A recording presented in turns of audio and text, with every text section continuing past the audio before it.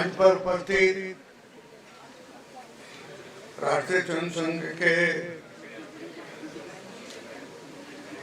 सह प्रचारक प्रमुख प्रदीप जी जोशी जी,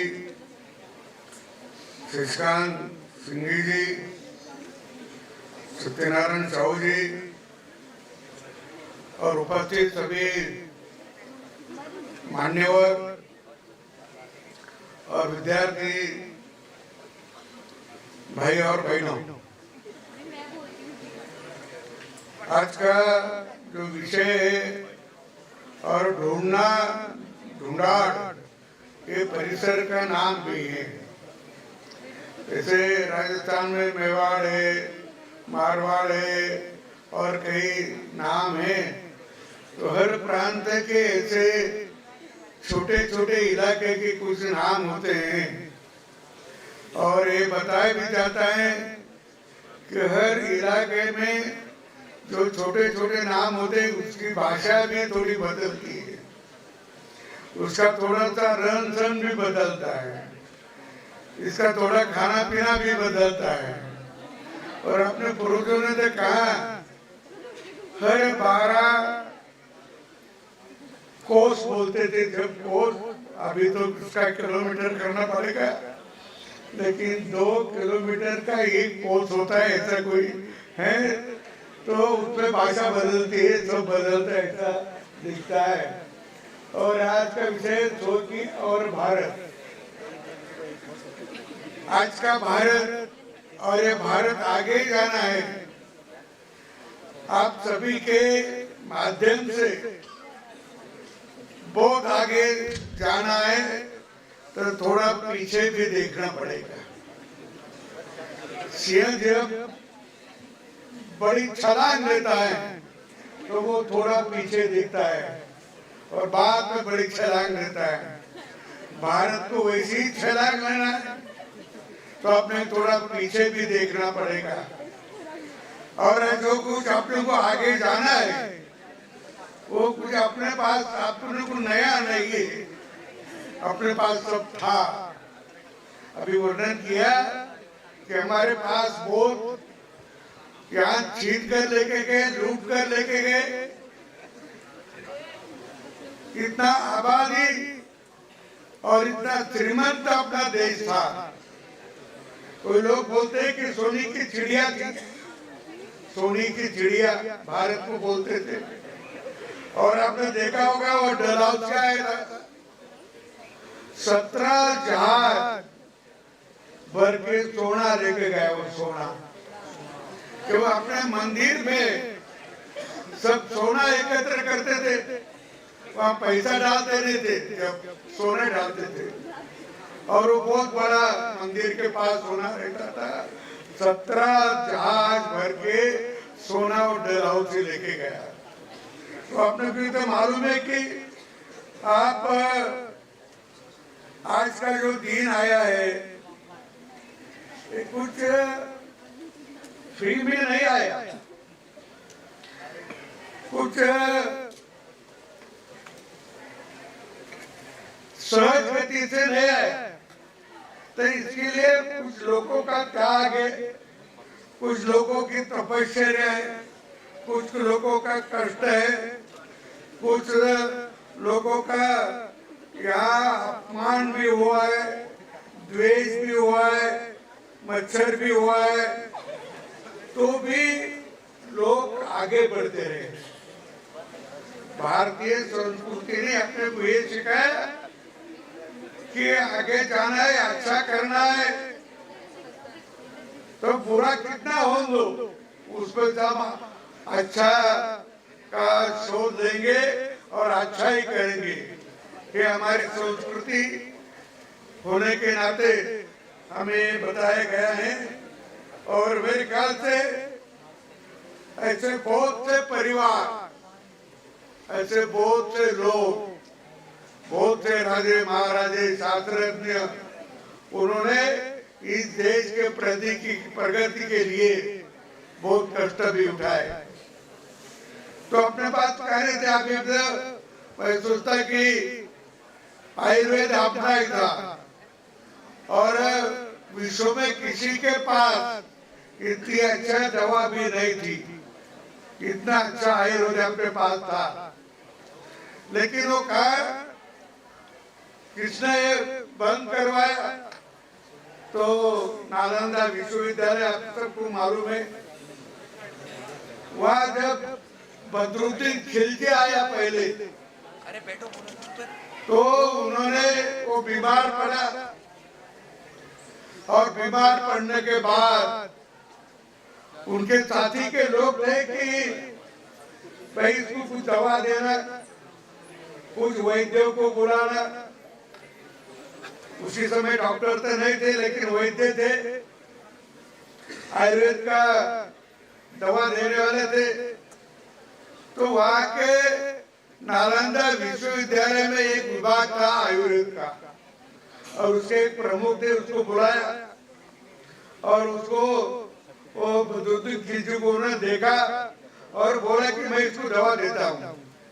लेकिन वो बदरुद्दीन खिलजी क्या बोला, एक काफर लोग है, इनसे मैं दवा नहीं लूंगा। तो भी बाकी लोग जो थे उनके साथ वो आग्रह करते थे कि नहीं वैद्यराज कुछ भी करो, लेकिन दवा दो। तो वैद्यराज ने बोला ये कुरान पढ़ते? उन्होंने बोला हाँ रोज पढ़ते हैं। तो फिर मैं ऐसी दवा देता हूँ, कुरान के पढ़ने को लगा। और उसको एक आदत थी कि जीभ को उंगली लगाते थे और फिर पन्ना पलटते थे। जीभ को उंगली लगाते थे और पन्ना पलटते थे। वो पन्ना को जो दवा लगी थी वो उसको वो उंगली को लगती थी, उंगली को, और उसकी जीभ को लगी तो शरीर में जाती थी। कई दिनों के बाद वो दुरुस्त हो गया। और वो बोला कि इतनी अच्छी दवा अपने देश में नहीं, ये विद्या अपने देश में नहीं, ये काफर के लोगों को ऐसी विद्या है, इसको जला दो।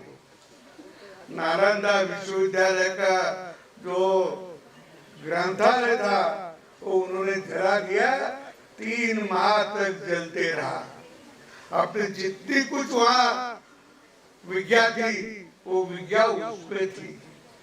तो भी उसमें के कुछ लोगों के किताब में गए तो क्या शिरबे का थोड़ी जाता है, शिरबे तो बहुत रहता है। लोगों ने फिर से वो आगे बढ़ाई और आज भी आप देखते हैं। तो ऐसे इसमें अपना जो यहाँ का जो अच्छा था, हमारे पास तो ऋग्वेद है, आपको मालूम होगा, किसी ने पढ़ा नहीं होगा, लेकिन राजस्थान में तो ऋग्वेद पाठांतर करने वाले बहुत लोग हैं। मैं एक ऋग्वेद शास्त्री को पूछा कि ऋग्वेद में ये बात है कि सूर्य स्थिर था, सूर्य के बाजू पृथ्वी घूमती, पृथ्वी के बाजू चंद्र घूमता, और तो उन्होंने मुझे एक श्लोक ही बताया, एक श्लोक पढ़कर बताया। उसके मुंह जवान पे था वो, उन्होंने बोला ये श्लोक में है। और ये बात तो 12वीं शताब्दी में भास्कराचार्य ने बोली। 12वीं शताब्दी 1150 वो भास्कराचार्य ने शून्य का शोध लगाया। जब तक शून्य विश्व के पास नहीं था,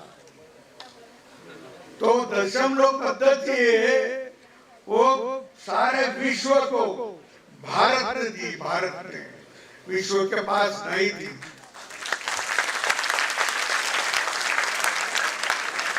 ये अपना अभिमान का विषय, हमारे स्वावलंबन का विषय। और फिर वो भास्कराचार्य की बेटी थी, उसका नाम था लीलावती। लीलावती के नाम से ग्रंथ भी है। ये ग्रंथ के उन्होंने 4 ग्रंथ किए। वो गणित के बहुत ज्यादा जाने माने थे। तो उसके बेटी ने, लीलावती ने भास्कराचार्य को पूछा कि आप ही बोलते सूर्य स्थिर है, पृथ्वी घूमती, उसके बाजू चंद्र घूमता, तो गिरते क्यों नहीं? वो तो आधार है, तो गिरते क्यों नहीं? भास्कराचार्य ने उसको बेटे को उत्तर दिया था, ये एक दूसरे को खींचते, आकर्षण करते, करके गिरते नहीं। और बाद में 1530 में एक संशोधन हुआ, गुरुत्वाकर्षण,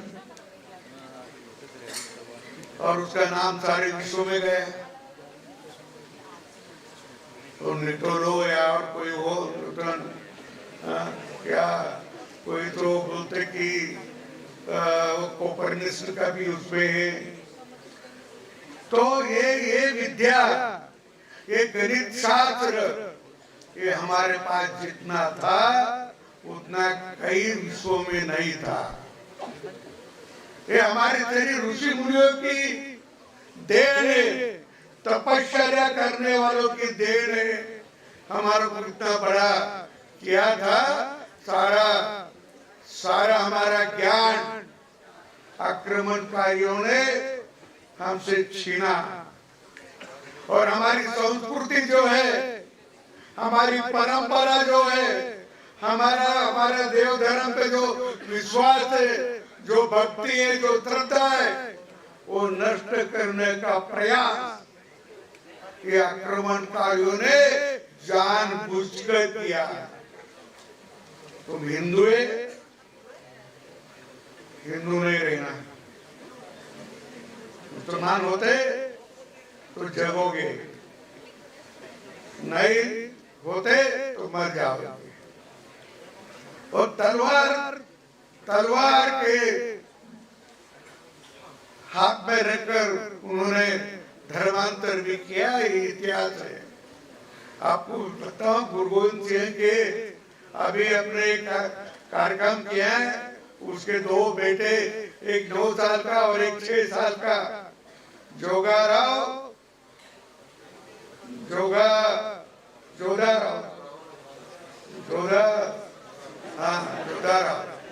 और दूसरा फतेह सिंह। 6 और 9 साल के दीवार में गाड़े उसको।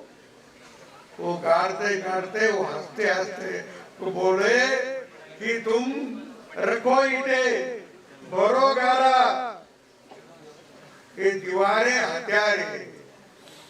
मेरी सास बोलेगी, मेरी लाश बोलेगी, ये दीवार बोलेगी, एक बार नहीं बोलेगी, हजारों बार बोलेगी।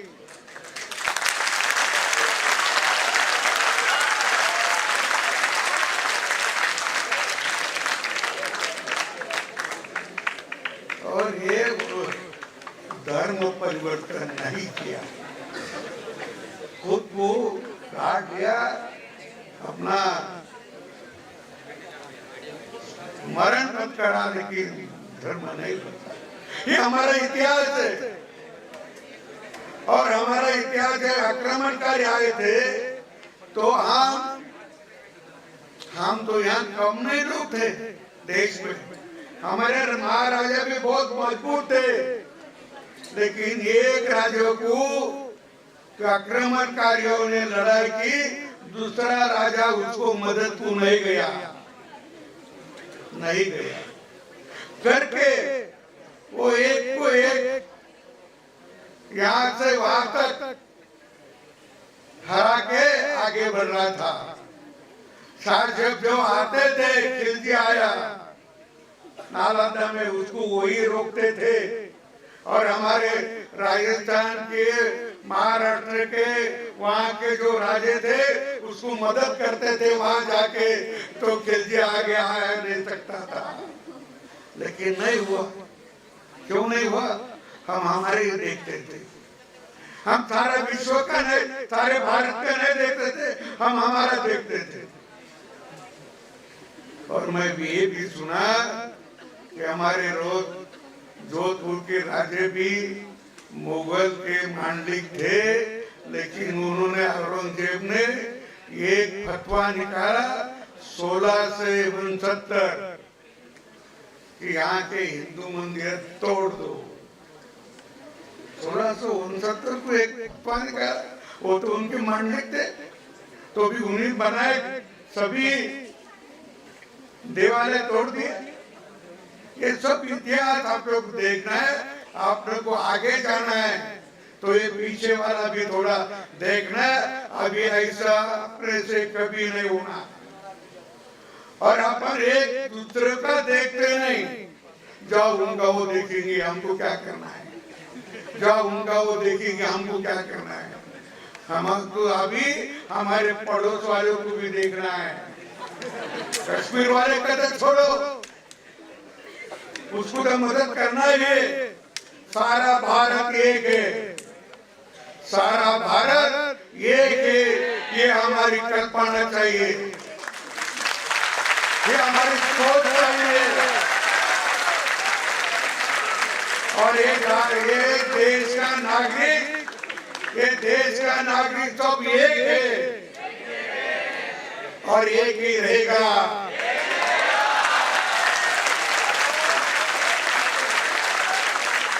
तो ये हम आगे जाएंगे, तो ये हम आगे जाएंगे। ये हमारी मानसिकता सभी लोगों के साथ होना, सभी लोगों के मस्तिष्क में होना। हमें हमारा देश हम विकलांग नहीं होने देंगे।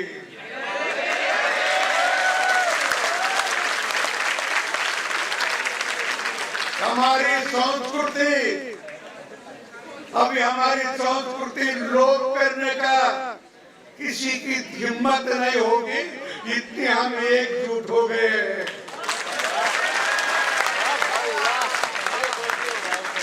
और ये जब हमारे सभी लोगों के, नागरिकों के मन में आया, तो हम पहला, हमारा भारत है, पहला देश है, बाद हम है।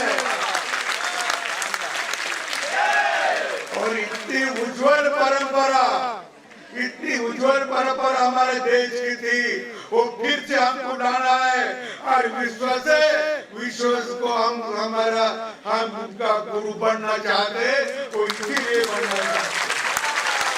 क्या नहीं हमारे पास? अरे अभी हमने शोध किया है, अभी हमने शुरू किया। इसरो ने अपने जब पढ़ा होगा, इसरो के इसमें जो संशोधन किया, विश्व में हम चौथे नंबर पे आए, अभी चौथे नंबर पे आए। हमारा यान दक्षिण चंद्र के दक्षिण पे, चंद्र के दक्षिण पे पहला यान हमारा उतरा, विश्व का उतरा नहीं किसी का। ये हमारे शास्त्रों की, हमारे वैज्ञानिकों की, हमारी आज बुद्धि का कुछ कम नहीं है। देखो, बहुत पुरानी बात है, 5-25 साल के पहले अमेरिका ने एक बौद्धिक क्षमता का एक सर्वे किया था, और एक परीक्षा भी थी, बौद्धिक क्षमता। तो अमेरिका ने जो बौद्धिक क्षमता की थी, उसमें से 100 में से पहले 10 जो लोग थे, वो भारत के रहने वाले थे, वहां जाके रहे। बौद्धिक क्षमता हमारे पास बहुत है, लेकिन कुछ खंडित की थी उन्होंने, कि तुम बाकी कुछ सोचना नहीं, खाओ पियो मत रहो।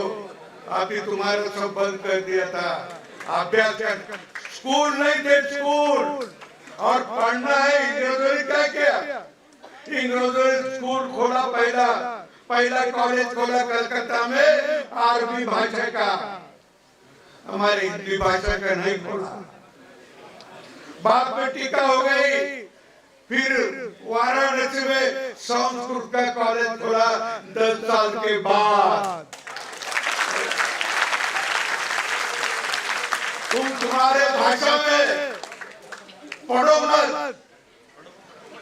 अभी नरेंद्र मोदी जी ने तुमको डॉक्टर बनना है, इंजीनियर बना रहे, तुम्हारे मातृभाषा में बन जाएंगे। और कितनी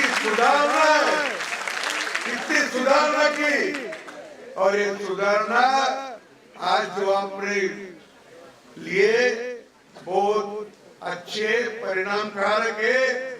मैं आपको यही बोलता हूँ कि इससे अपने को आगे जाना होगा। और अभी मैं पोखरण की बात बताता हूँ।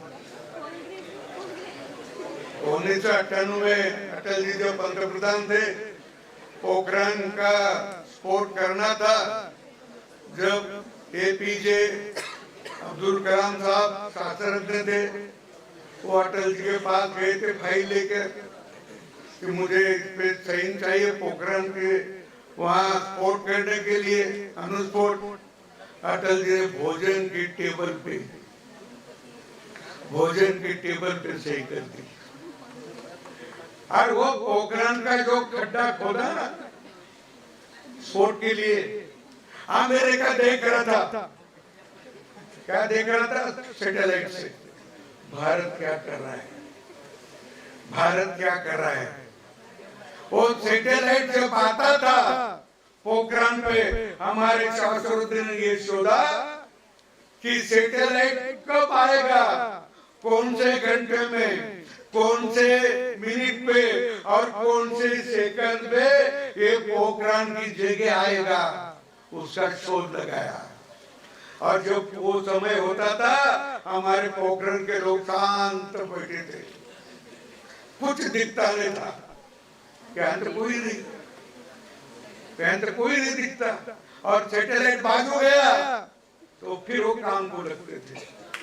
कितना बड़ा सोच होते थे। अरे हमारे शास्त्रों की उपलब्धि है, तो भी हम उसका गौरव नहीं करते, ऐसी बात किसी को बताते भी नहीं। और मेरे ख्याल से मैं जब मेरा ज्यादा ही समय हो रहा है, तो हमारी संस्कृति और हमारा सबका ये देखते हुए हम देश के आगे जाएंगे। मैं विद्यार्थियों के लिए एक बात करता हूँ। अभी एक इंजीनियरिंग कॉलेज है ना, तो अभी गए महीने के 29 तारीख तो पंजाब केसरी पेपर है, उसमें मैं एक न्यूज पढ़ी। क्या है? एलन मस्क जो है, मालूम है ना, एलन मस्क पेपर पे बहुत अच्छा था। उन्होंने कहा अमेरिका वो तो अरबोपति है, खरबोपति है, लेकिन उन्होंने अमेरिका के लोगों को कहा, अमेरिका में उसके राष्ट्राध्यक्ष को उन्होंने कहा, आईटी इंजीनियरिंग संस्था बहुत कम है अमेरिका में, आईटी इंजीनियरिंग की संख्या बहुत कम है उधर, इसीलिए 0.1% टॉप प्रतिभाशाली लोगों की अमेरिका लाने के लिए आप कोशिश करो। क्या बोला कि 0.1% एक टॉप इंजीनियर, जो प्रतिभाशाली इंजीनियर है, टॉप वाले हैं, उनको अमेरिका में बुलाओ। हमारे पास कमी है, हमारे पास तो बहुत है, जाते भी उधर, जाने को हरकत दे, लेकिन वापस आओ, वापस भी आओ, उधर मत रहो, कई दिन रहो। और हमारे शास्त्रों ने भारत के लिए सोचा तो बहुत कुछ कर सकते हैं, और इसीलिए मैं आपकी बौद्धिक क्षमता बढ़नी चाहिए, हर विद्यार्थी की बौद्धिक क्षमता बढ़ना चाहिए, श्रम बढ़ना चाहिए। और हमारे पुराण में कहा है, विष्णु पुराण में, उसमें कहा यत् कर्म तत् न बंधाय, यत् कर्म तत् न बंधाय सा विद्या या मुक्त है। इसका मतलब है, इसका अर्थ है कि कर्म को, काम को कम रुको मत, काम करते रहो, काम करते रहो, काम को बंध मत डालो, बंधन मत करो। और विद्या जो है वो विमुक्त बने, देते रहो, देते रहो। जो अपने पास है विद्या वो दूसरे को देते रहो। ऐसा विष्णु पुराण इतना पहला लिखा है, उसमें भी है, उसमें भी है कि हमारी विद्या जो है हमारे साथ न जाए। आखिरी बहुत जने की जाती है, वो कुछ दूसरों को देता नहीं। आयुर्वेद की ऐसी गई लोगों के साथ चली गई ऊपर। हाँ, तो अपने पास जितनी विद्या है, प्राध्यापकों के पास, प्रोफेसर के पास, वो सभी की सब विद्यार्थियों को बांट दो, सबको दे दो, मुक्ता दे दो। करके वो शक्तिशाली बनेंगे, बौद्धिक क्षमता वाले बनेंगे, सोच वाले बनेंगे। भारतीय की सोच वाले बनने चाहिए, भारत का विकास करने वाले बन जाइए। और हमारे मोदी जी ने भी बोला है कि आप नौकरी करने वाले नहीं तो नौकरियां देने वाले बनो, देने वाले बनो। ये आपके हाथ है। मैं आपसे एक ही बात कह के मेरे वाणी को विराम दे रहा। मुझे जो समय दिया था वो समय अभी समाप्त हो रहा है। तो मैं एक ही बात कहूंगा कि आप अपना भविष्य उज्जवल करना है, अपना खुद का भविष्य उज्जवल करना है, अपने देश का भविष्य उज्जवल करना है।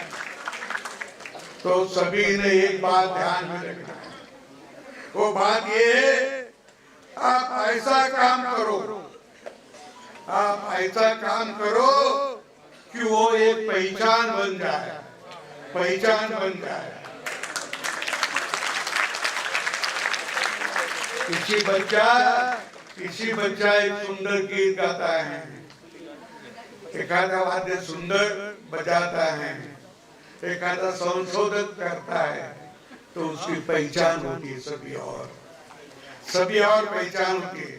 अभी देखो ना, तुम्हारे सीकर में नीट के विषय में एक वहां का बच्चा सारे विश्व में पहला आ गया कि नहीं, है ना? वो सीकर वाला आता है तो जयपुर वाला क्यों नहीं? तो कोशिश करने वालों के हाथ में होती, कोशिश करो।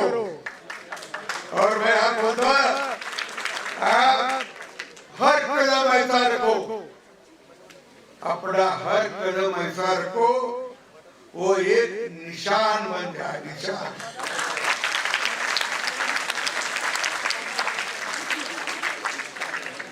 जीना तो सब जीते, जो पैदा होता है वो सब जीना जीते हैं।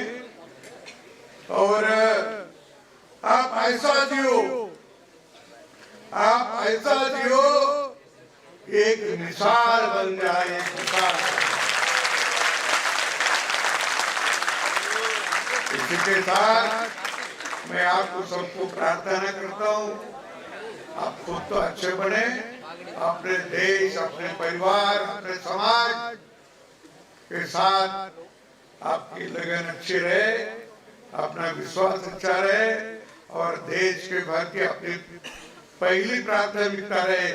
ये बात सोचकर आप सभी काम करें और देश को आगे बढ़ाए। इतना ही बोलता हूँ और मेरी वाणी को विराम देता हूँ। धन्यवाद। जय हिंद, जय भारत, जय हिंदुस्तान।